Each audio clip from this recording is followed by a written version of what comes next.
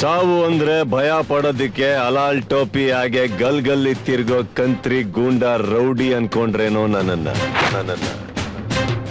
ಮದಕರೆ ವೀರ ಮದಕರೆ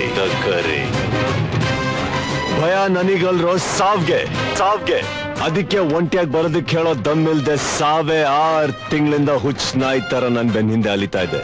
ಅದ್ ನನ್ನನ್ ಕರ್ಕೊಂಡ್ ಹೋಗ್ಬೇಕು ಅಂದ್ರೆ ನನ್ನೊಟ್ಟಿಗೆ ಸಾಯೋ ನಿಮ್ಮಲ್ಲಿರೋ ಇನ್ನು 10 ಜನ ನನ್ ಜೊತೆಗೆ ಬರ್ಬೇಕು.